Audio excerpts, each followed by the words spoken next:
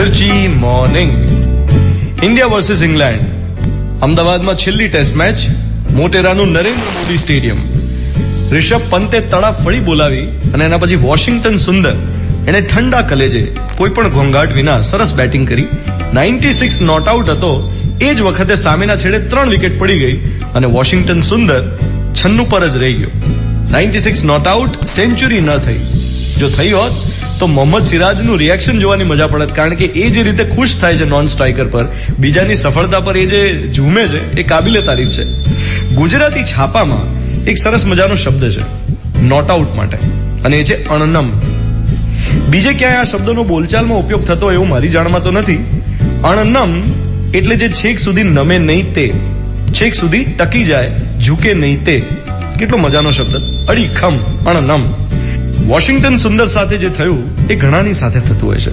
તમે છેક સુધી અણનમ કન્સિસ્ટન્ટલી પરફોર્મ કરો, પણ તમને સામેથી ધાર્યો સાથ ન મળે.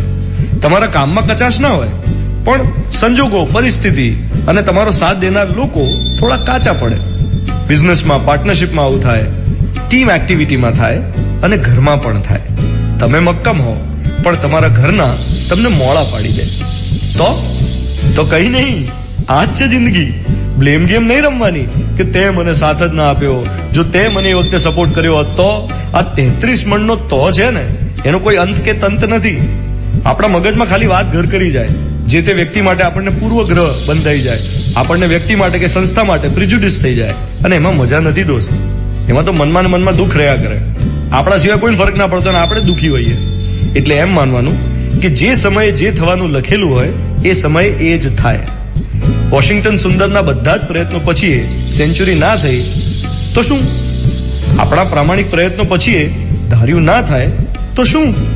રડ્યા કરવું એના કરતા ફરી દોડ્યા કરવું, પડ્યા કરવું, ધ્યેય પામવા ઝઝૂમ્યા કરવું, એમાં જ જિંદગીની સાર્થકતા છે. You are listening to Mirchi. હું છું ધ્વનિત તમારી સાથે. Good morning my dear. આજે વિમેન્સ ડે છે, ઇન્ટરનેશનલ વિમેન્સ ડે. ઘણી બધી મહિલાઓના જીવનમાં બહુ જ ફરિયાદો હોય. જે તે સમયે મને આ સાથ મળ્યો હોત તો, આવો ટેકો મળ્યો હોત તો. સમય, સંજોગો અને સમાજ ત્રણેય રમત રમતા હોય છે ઘણીવાર મહિલાઓ સાથે, પણ એમની સામે હાર્યા વિના ઝઝૂમ્યા કરવું, એમાં જ શક્તિની સાર્થકતા છે. A very happy. એક દિન